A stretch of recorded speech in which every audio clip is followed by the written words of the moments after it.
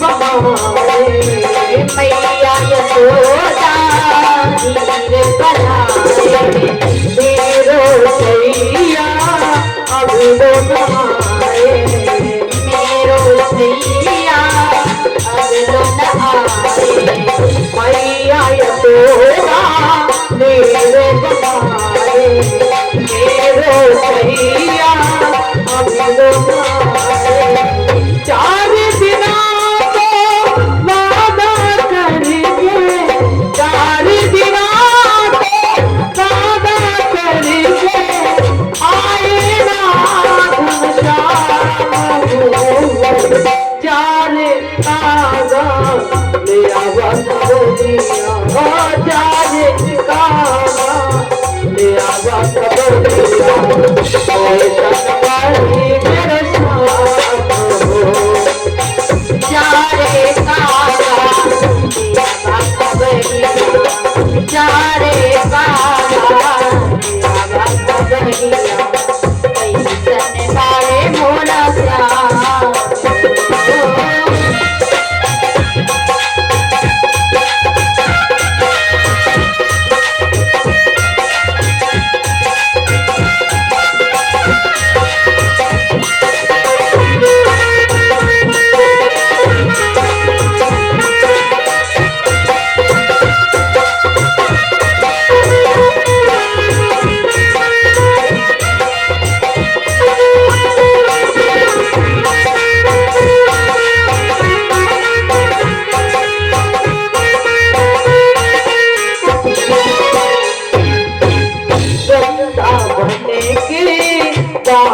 बिहारी वृंदावन के बाके बिहारी रास्ता देखे राधा प्यारे रास्ता देखे राधा प्यारी वृंदावन के बाके बिहारी रास्ता देखे राधा प्यारी आ जाओ मेरे कुंभ बिहारी आ जाओ मेरे कुंभ बिहारी बारंबार राम चार कागा ले आवा खबरिया चार कागा ले आवा खबरिया कैसन पानी मेरा श्याम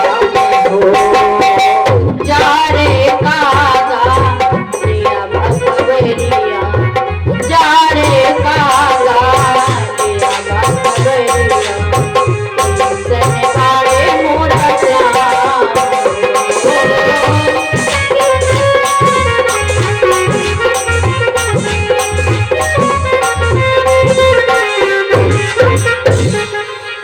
बोलिए गोविंद भगवान की। आज यहाँ भगवान कन्हैया ने अपने मित्र उद्धव को भेजा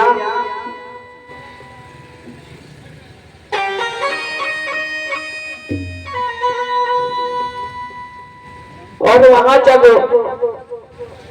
मैया यशोदा नंद बाबा भगवान कन्हैया की याद में रो रहे थे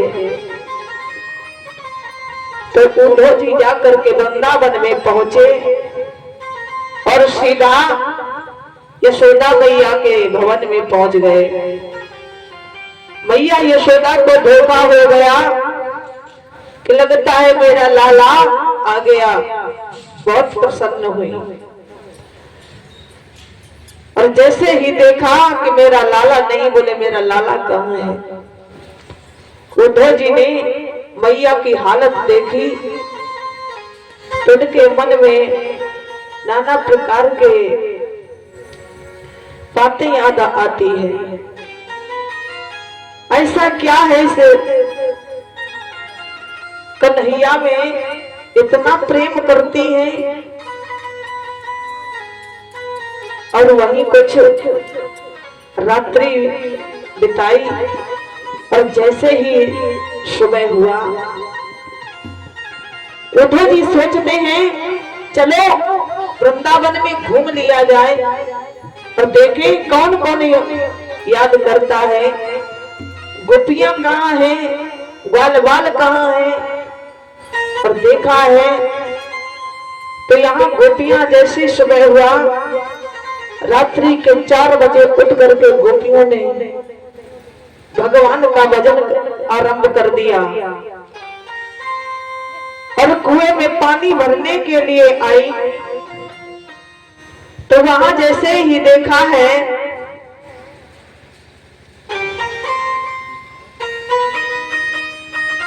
उद्धव जी ने कि गोपियां पानी भर रही हैं कुएं पर और बातें कर रही हैं कि बहना आज मेरे कन्हैया सपने में आया है।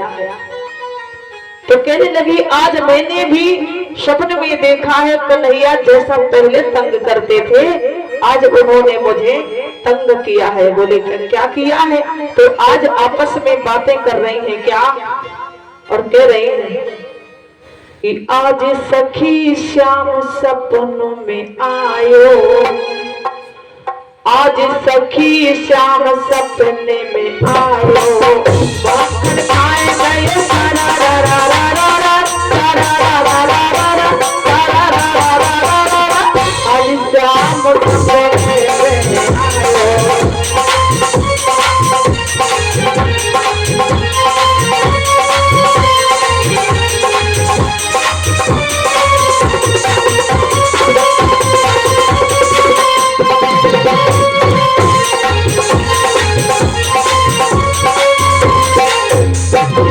आज सखी सपने में आयो, श्याम सखी सपने में आयो।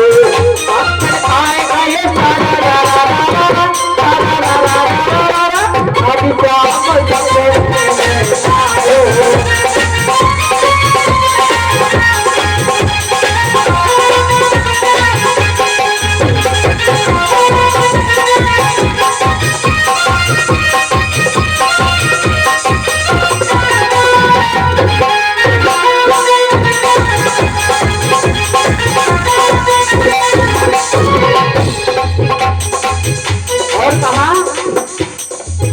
अरे माखन को मेरे माखन खाए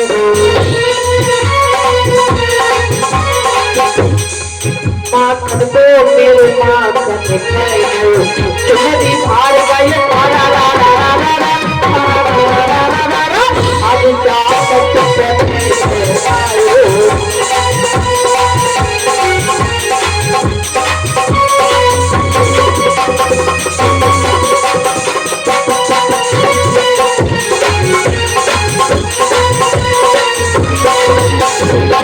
माखन खाए गए सारा रा रा रा सारा रा रा रा रा। अरे राम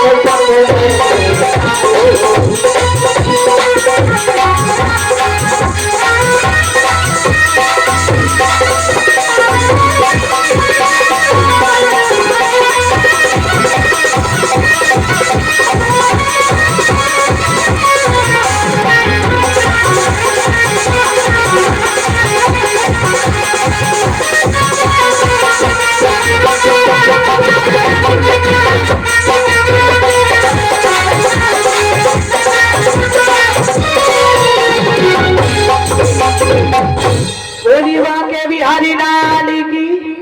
इस तरह से अब एक दूसरे से अपनी बीती हुई बता रही है। बहना आज सपने में आए, उन्होंने कहा आज भगवान कन्हैया मेरे मटकी फोड़ गए, किसी ने कहा मेरी चीर हरण कर ले गए।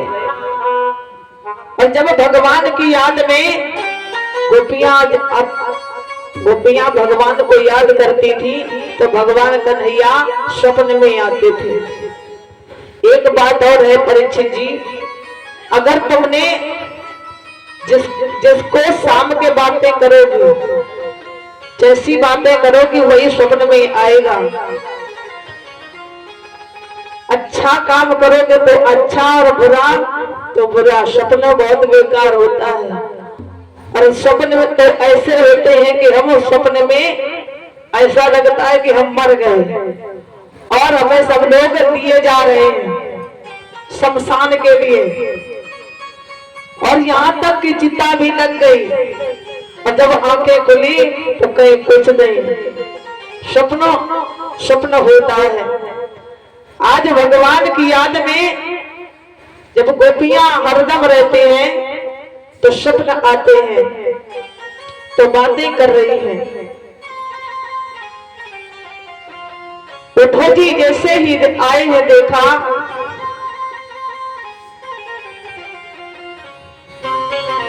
कि ये गोपियां कितना प्रेम करती हैं कन्हैया से कि उद्धव लौटे सुबह जब कर यमुना स्नान, एक कुएं पर रुक रहे तब है ज्ञान निधान।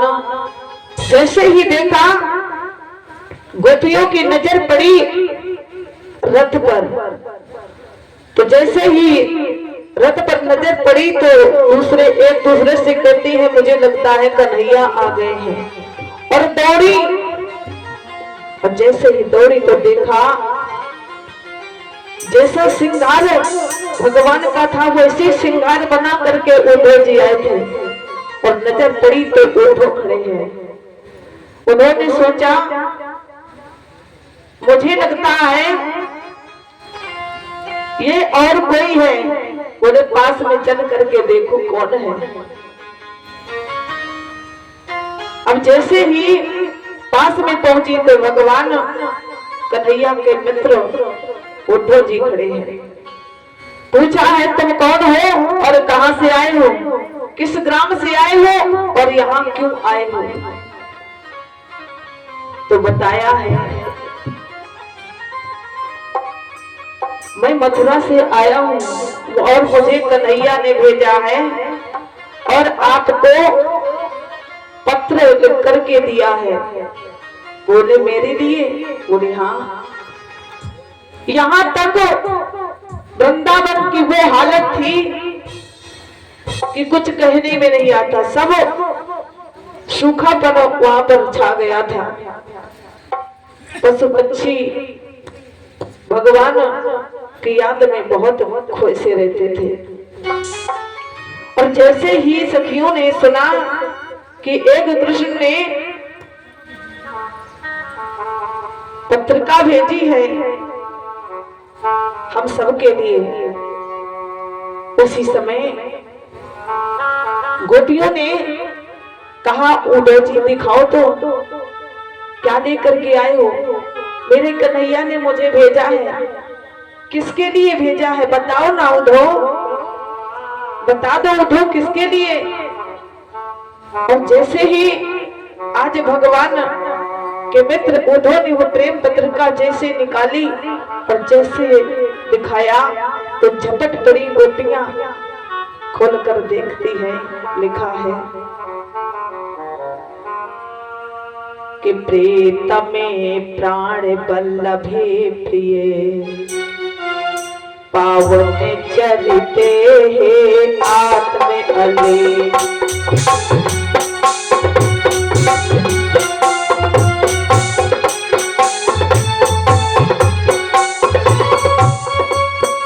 प्रीतमे प्राण बल्लभे प्रिय, पावन चरिते हे आत्म अले।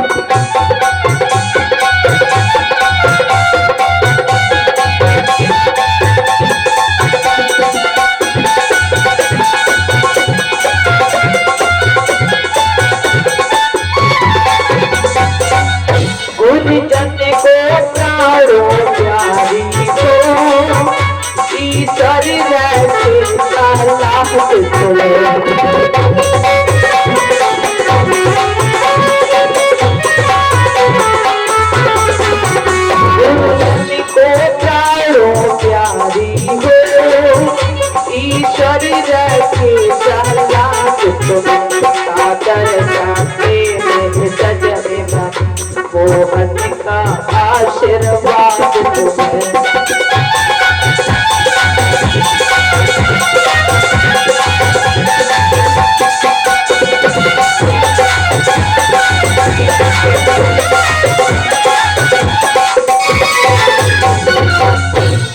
जैसे ही खोल करके देखा तो उस पत्र में लिखा है, आप चिंता मत करो कुशोधन, हम आपको दर्शन करने दर्शन देने जरूर आएंगे। वहीं पर राधा जी आई और राधा जी की वो हालत थी देखी नहीं जा रही है।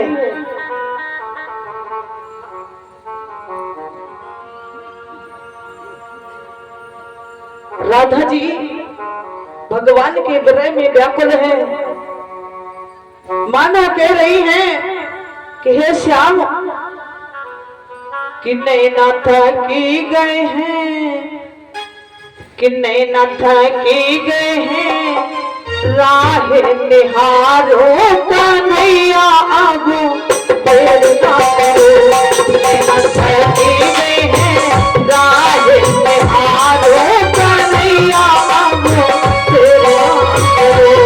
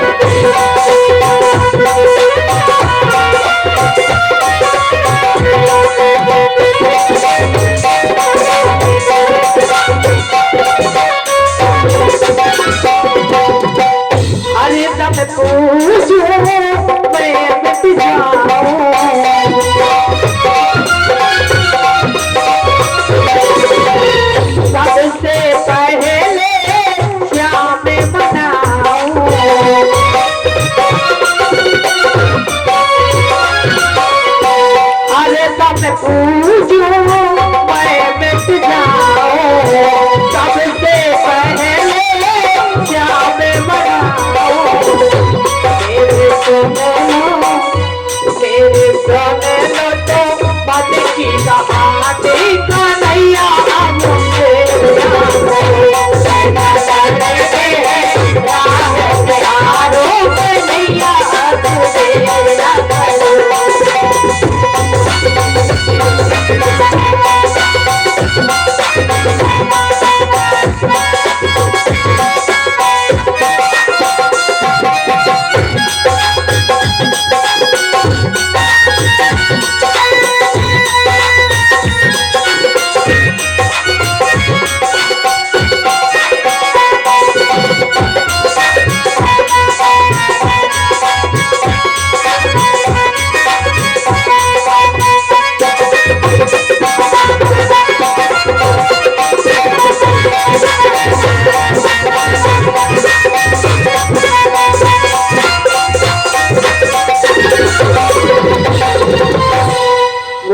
के बिहारी लाल की।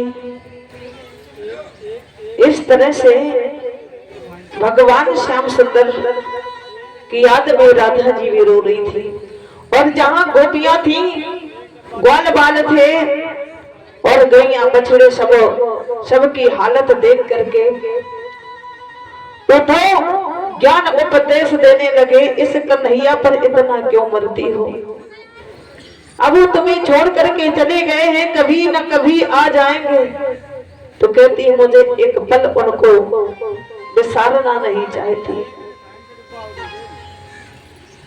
तो राधा जी कहती है उद्धव,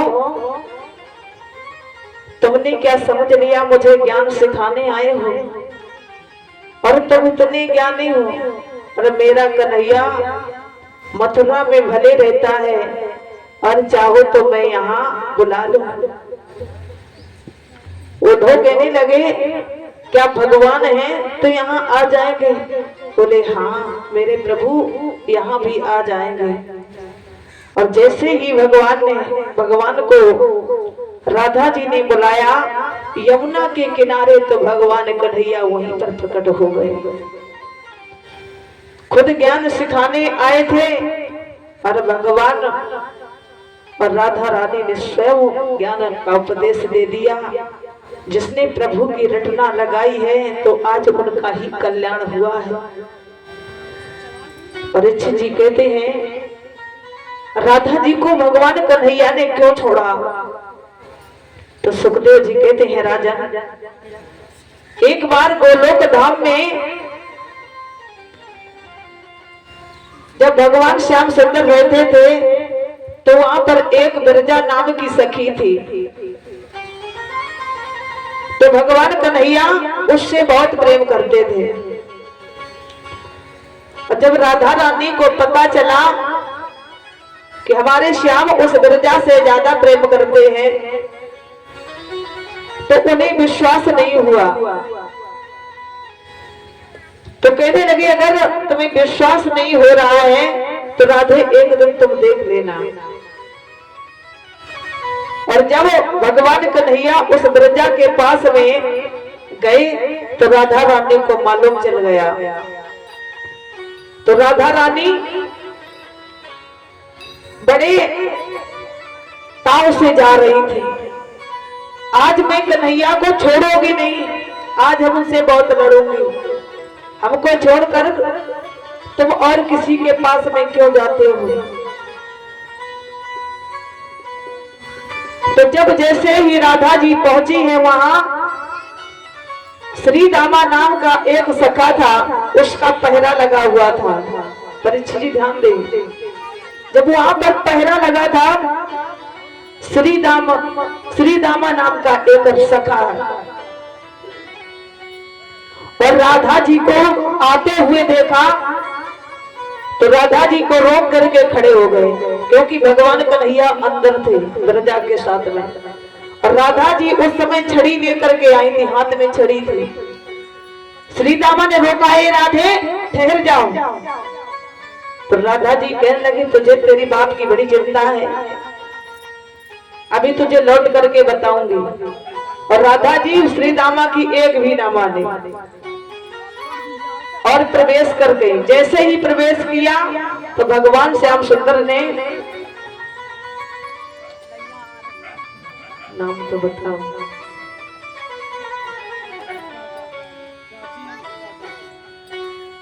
और हमारी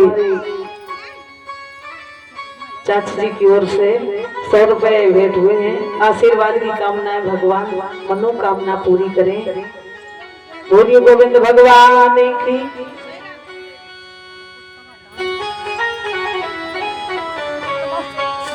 तो राधा जी उनकी एक बात न मानी और भगवान कन्हैया ने उनकी बातें सुन ली थी, श्री दामा और राधा जी की।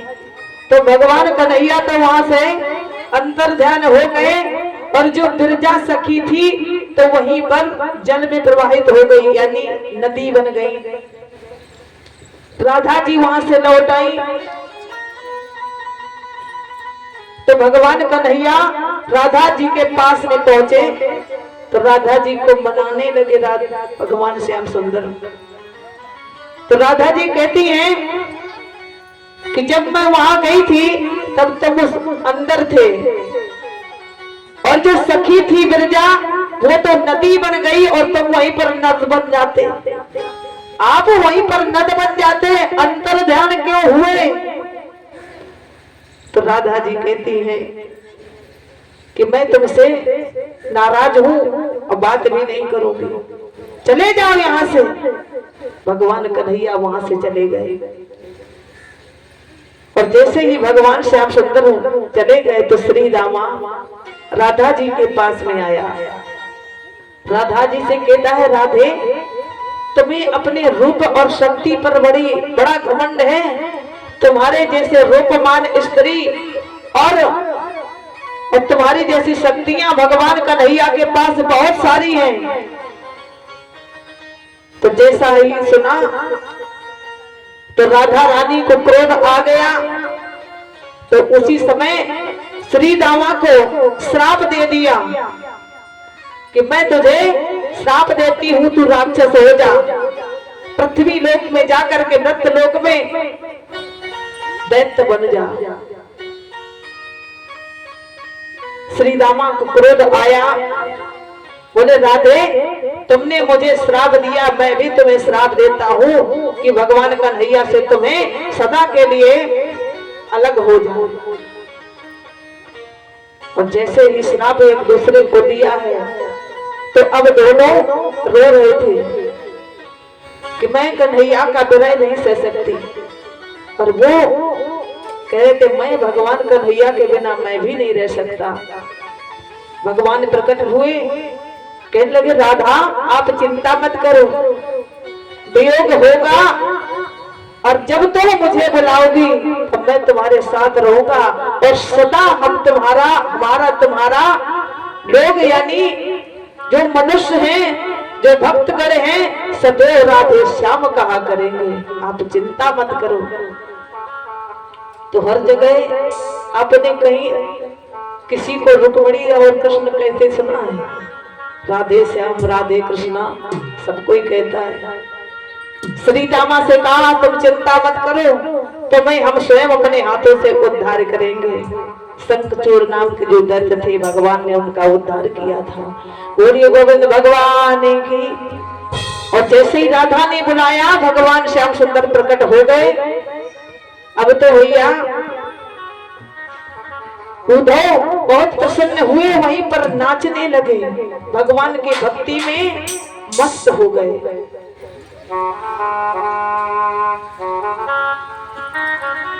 राधा रानी के प्रेम में मग्न हुए और कहते हैं उद्धव जी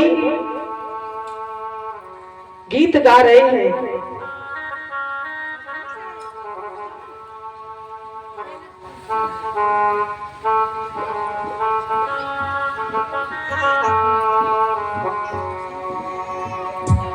और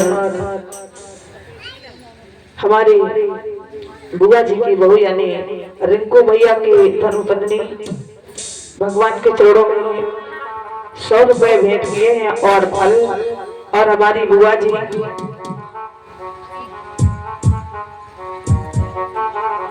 भगवान के चरणों में सुंदर पुष्प माला समर्पण किया है। आशीर्वाद की कामना करती हूँ भगवान इनकी मनोकामना पूरी करे। जब तक रहे जमुन जलधारा और सुखी रहे, यही बात तुम्हारा। बोलिए गोविंद भगवान की। आज भगवान श्याम सुंदर के नाम पर दीवाने हो गए, राधा रानी के नाम पर दीवाने हो गए। कुछ समय के बाद नाचते नाचते मथुरा में पहुंचे।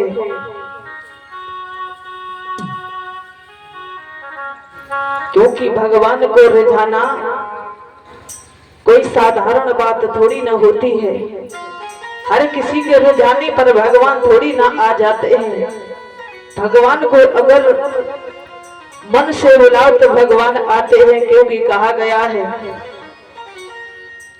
कि प्रबल प्रीति के पाले पड़कर प्रभु को नियम बदलते देखा। अपना मान भले टल जाए पर भक्ति का मान न टलते देखा। समझ में नहीं आता भगवान किस गुणों पर रिझ जाते हैं। तो किसी ने कहा है, न जाने कौन से गुण पर, न जाने कौन से गुण पर दया निधि दीख जाते। न जाने कौन से दया निधि दीख जाते।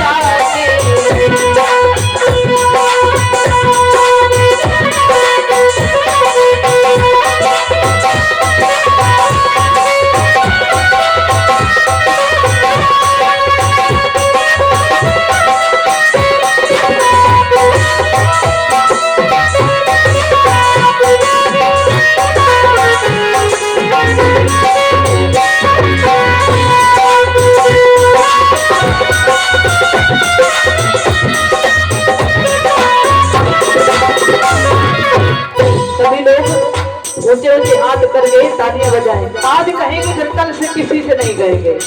आज अकेले कहना है हमारा मन हमारो मन हमारो मन राधा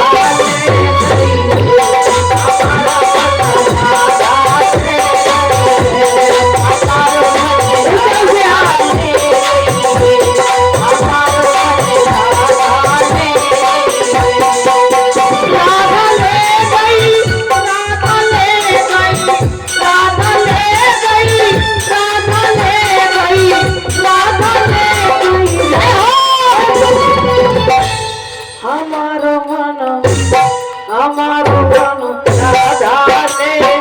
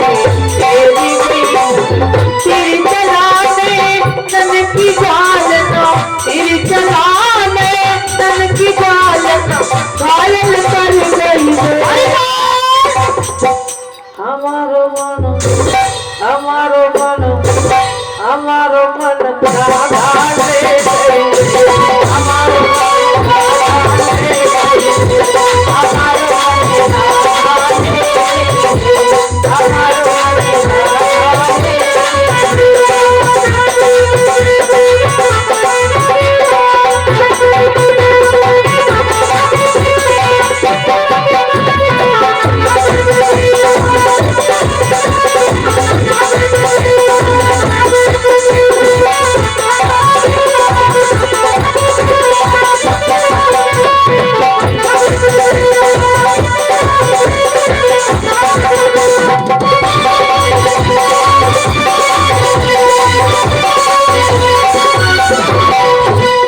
मधुबन में मैं गैया चराऊं मधुबन में मैं गैया चराऊं मीठी मीठी बंसी बजाऊं मीठी मीठी बंसी बजाऊं मधुबन में मैं गैया चराऊं मीठी मीठी बंसी बजाऊं परिसाने की चतुर गुजरिया परिसाने की चतुर गुजरिया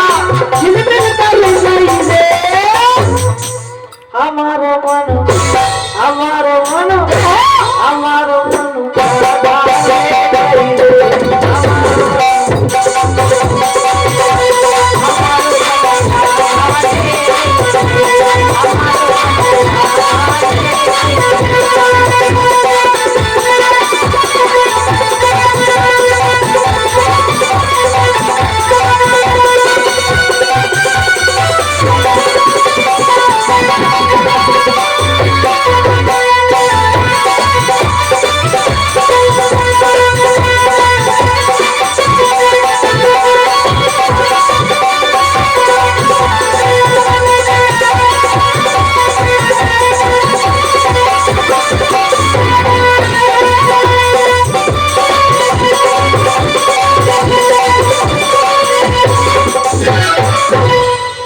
वृंदावन बिहारी लाल की जय हो।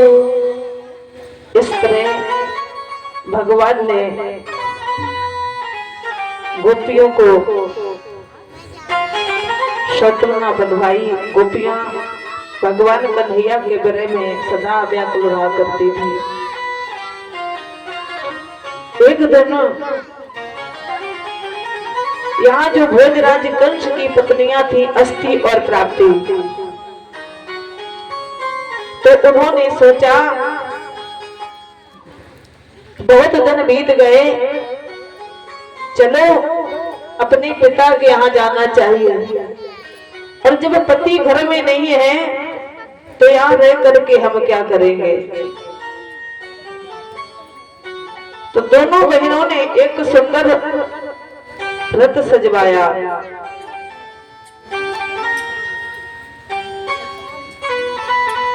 और उसी रथ पर बैठ करके आज दोनों बहनें चली हैं।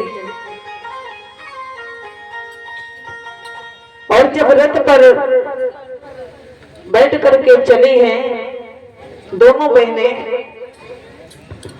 मथुरा से मगध देश के लिए, मगध देश के राजा जरासंध की बेटियां थी।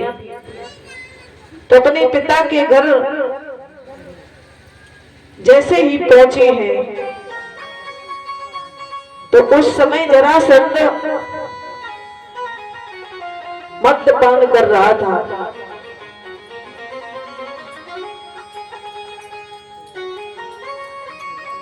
और जब बेटियां उस सभा में पहुंची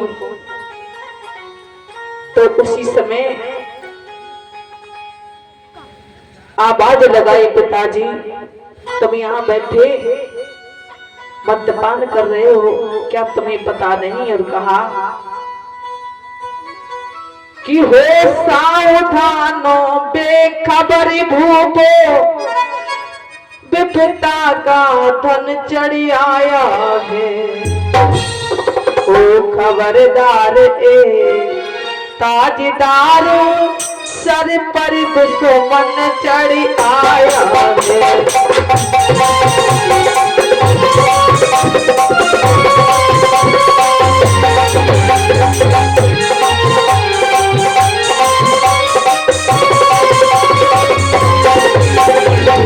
सामाद जान से चला गया, बेटियां लड़ा पाते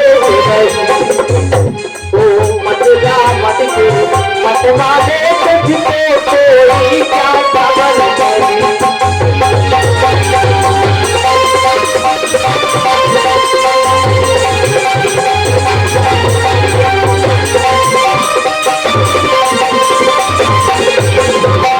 कहले कि पिताजी तुम्हें खबर नहीं, दामाद जान से चला गया। तो जैसे ही सुना कि मेरे दामाद कंस का वध हो गया तो कहने लगा, बेटी किसने हमारे दामाद को मारा है। बेटियां कहती है, पिताजी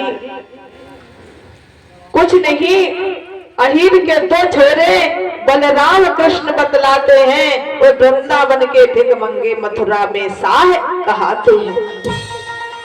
उन्हीं ने हमारे दरबार में आम आते ही अश्वमल्लों को पटका मारा, उनकी चोटी को पकड़ वहीं सिंहासन से झटका मारा, मेरे पति का वध कर दिया।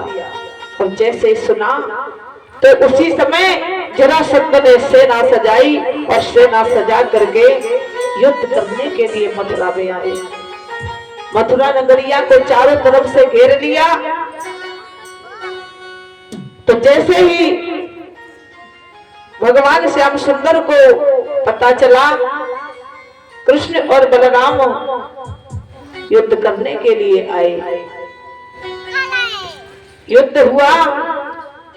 और जब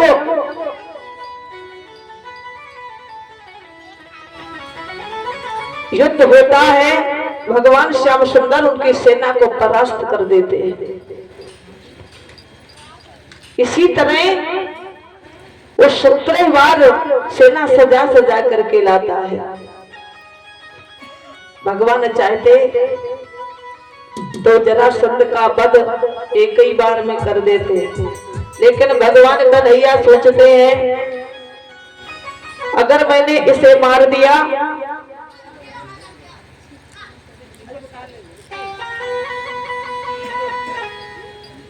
और बिटिया रानी की तरफ से 101 रुपए भेंट हुए हैं। आशीर्वाद की कामना है, भगवान मनोकामना पूरी करें। आप भी ले लो बेटा।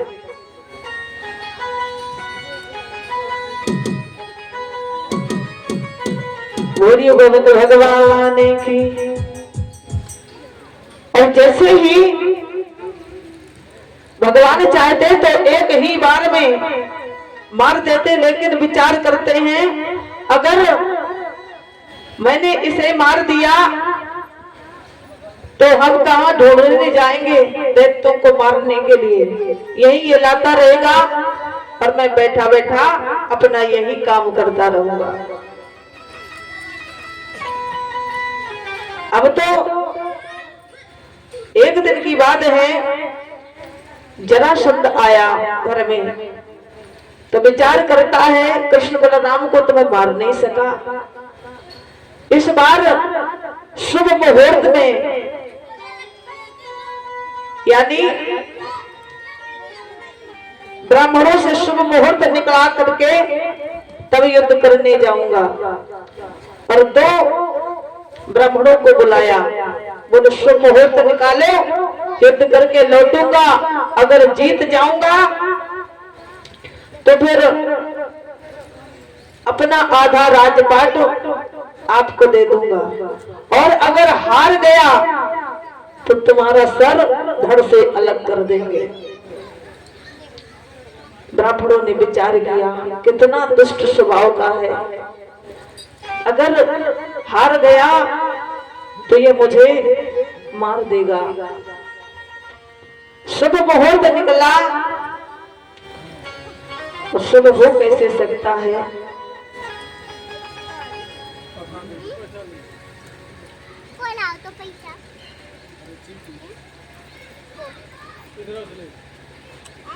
प्रसादी ले लो। बोलिए गोविंद भगवान की। यहाँ नारद जी आए हैं, उनके मित्र थे जरासंध के काल्यवन।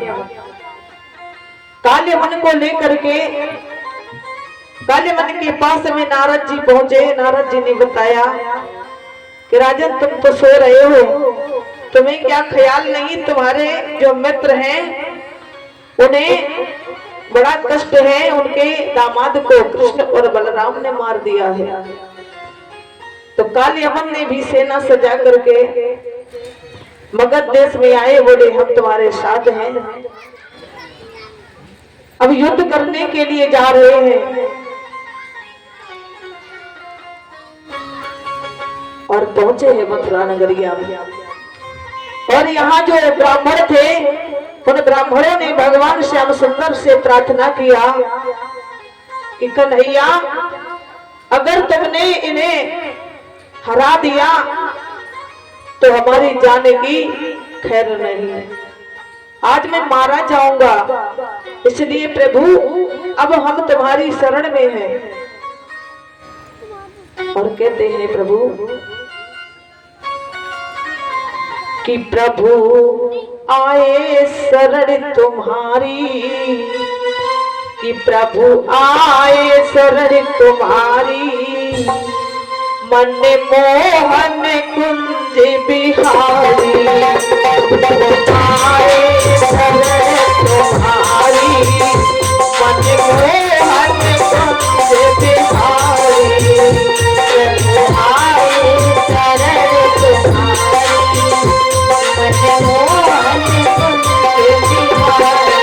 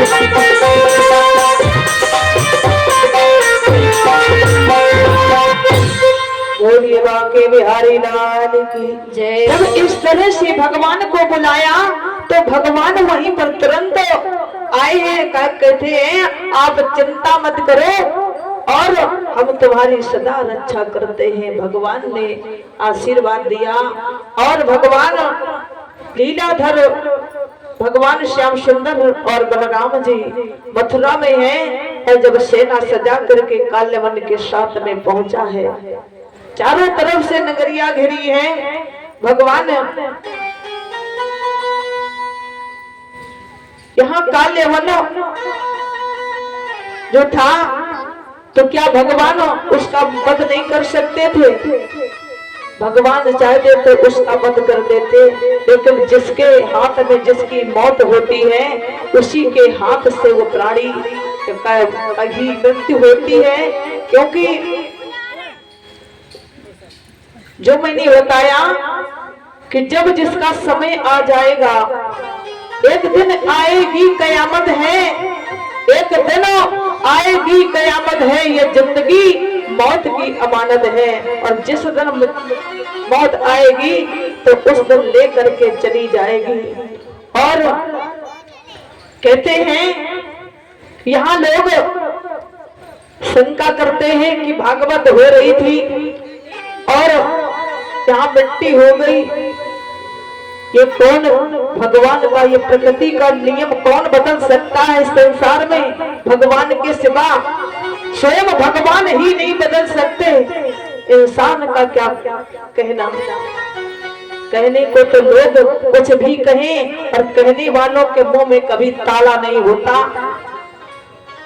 दूसरों पर लोग उंगलियां उठाते हैं और एक उंगली उस तरफ जाती तो तीन उंगली अपने आप पर इशारा करती है कि पहले अपने गले बांध को झांक कर देखो। इसलिए हम पर क्या है, हम क्या है, और फिर दूसरे पर आप लोग लगाना चाहिए।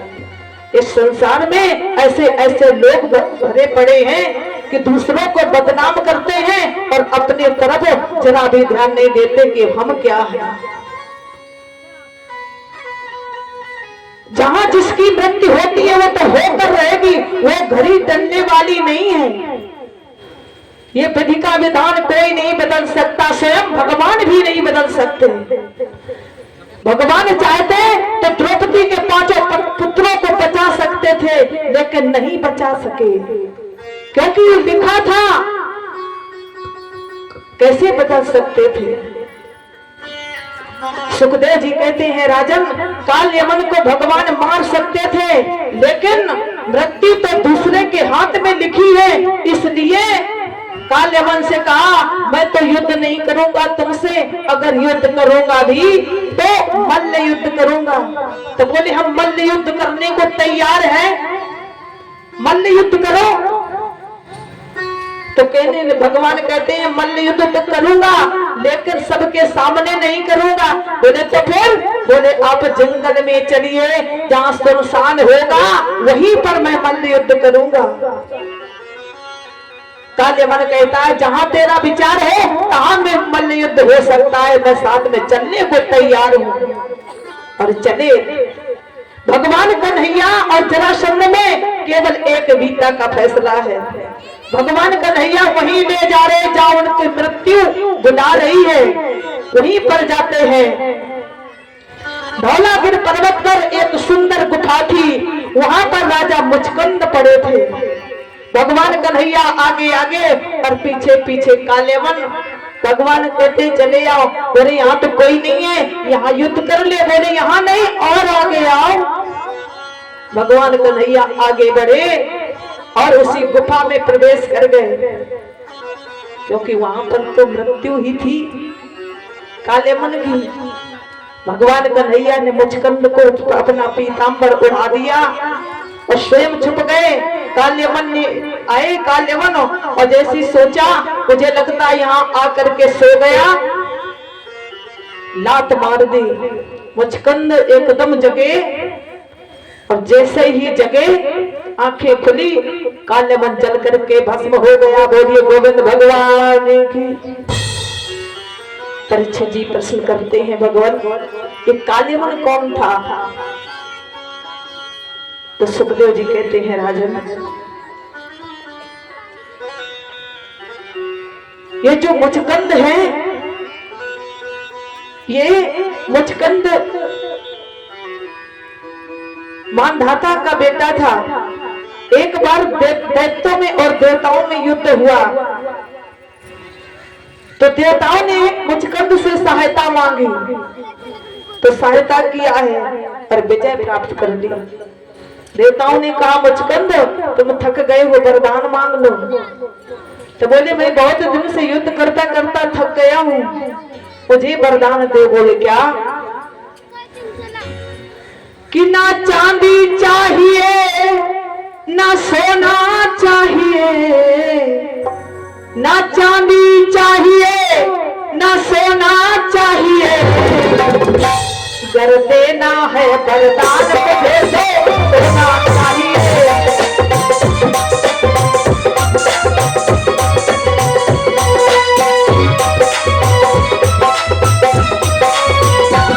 ना चांदी चाहिए ना सोना चाहिए, ना चांदी चाहिए ना सोना चाहिए, गर देना है वरदान तुझे तो सोना चाहिए, गर देना है वरदान तुझे तो सोना चाहिए।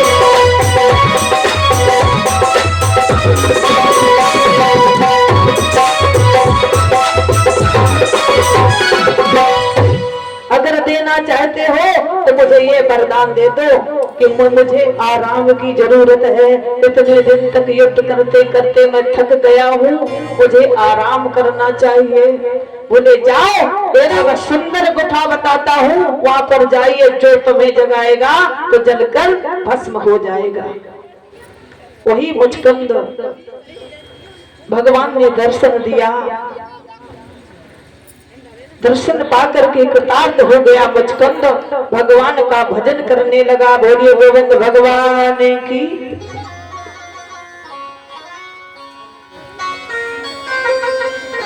इस बार अब भगवान जब 18वीं बार सेना सजा करके आया है तो भगवान ने जो उन भक्तों ने कहा था प्रभु इस बार हार जाना, तो 18वीं बार में भगवान श्याम सुंदर एक पर्वत था, कृष्ण और बलराम उस पर्वत पर बहुत ऊंचे पर्वत पर चढ़ गए। प्रवर्षण पर्वत एक पहाड़ था, भगवान श्याम सुंदर उसी में जा छिपे। जरासंध ने समझ लिया इसमें छिपा है और ईंधन डलवा करके आग लगवा दी। और भगवान श्याम सुंदर ने उस समुद्र में सुंदर नगर तैयार करवाया है जिसका नाम है द्वारका। योग माया को आदेश दिया, विश्वकर्मा को आदेश दिया। विश्वकर्मा से कहा सुंदर द्वारकापुरी नगर का निर्माण कीजिए। योग माया से आदेश दिया जितने हमारे भक्त हैं मथुरा में उन्हें सोते समय इस हमारी पूरी द्वारका में सबको निवास कीजिए। आज भगवान के आदेशानुसार योग माया ने सोते हुए यदुवंशियों को अन्य भक्तों को लेकर के द्वारकापुरी में वास करवाया। भगवान श्याम सुंदर कृष्ण वहीं पर रहने लगे। देवकी वसुदेव नाना उग्रसेन यानी जितने मथुरा में रहते थे भगवान के भक्तों सब द्वारकापुरी में पहुंचे। आइए सब मिलकर के एक भगवान का नाम कीर्तन करते हैं। सभी लोग बोलेंगे कि बंसी बजाए गए श्यामा बंसी बजाए गयो श्याम रे मोसे नैना मिलाई के। बंसी बजाए गयो श्याम रे मोसे नैना मिलाई के।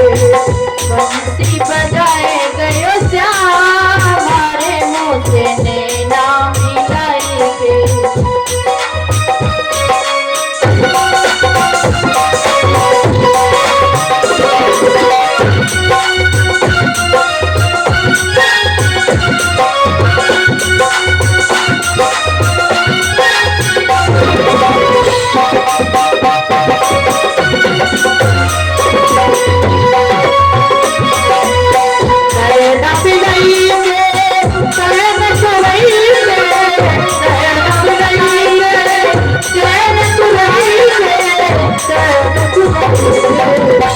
में समाए गयो श्याम रे मोसे नैना मिलाई के। बंसी बजाए गयो श्याम रे मोसे नैना मिलाई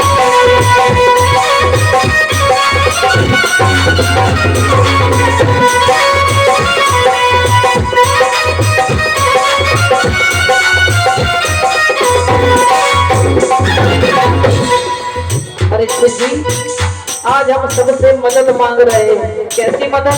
सब लोग ताली बजा करके भगवान का जोर जोर से कीर्तन कीजिए और इसी कीर्तन में कल्याण है। आज यहाँ अगर भगवान का भजन करोगे तो सब लोग यही कहेंगे भगवान के दीवाने बैठे हैं। अगर अकेले जा करके कहीं जाओ और ताली बजाओ तो लोग कहेंगे ये पागल बैठा है। तो अगर यहाँ पर दीवाना बनना है तो कहो नैना मिलाए हरिणी तो सुनेरा आप मिलते समझी रे सुनेरा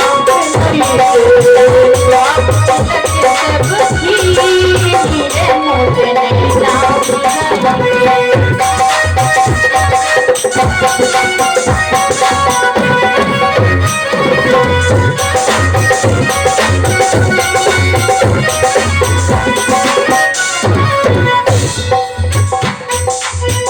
हरी हरी चूड़ियां बड़ी बड़ी भैया, हरी चूड़िया बड़ी बड़ी भैया, बड़ी बड़ी भैया, बड़ी बड़ी भैया, बड़ी बड़ी भैया, बड़ी बड़ी भैया। हरी हरी चूड़ियां बड़ी बड़ी भैया, बड़ी बड़ी भैया, बढ़िया बढ़िया पकड़ हरी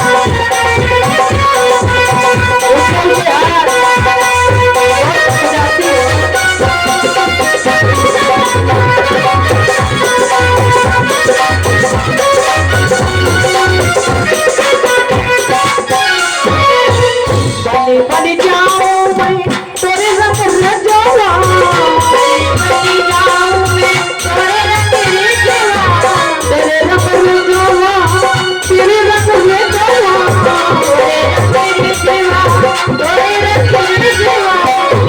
बन जाऊं मैं तेरे रंग रजवा,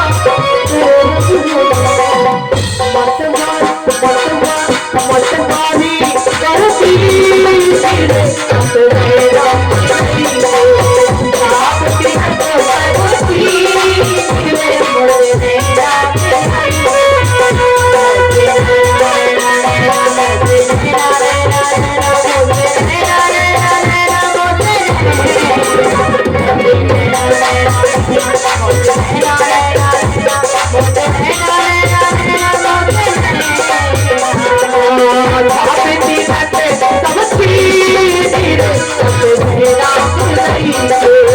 आप की आप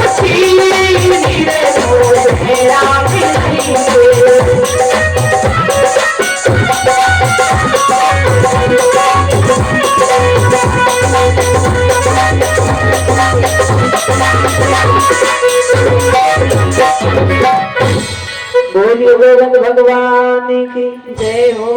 जयकारा जोर से लगाइए। बोलिए राधा रानी सरकार की। न सुनाई दिया पड़े कि जय है रही कि है, जय हो रही, हमें तो है सुनाई दे रही।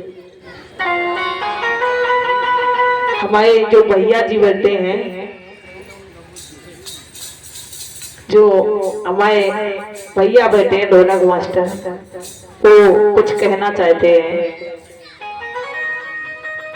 आज ही है बस,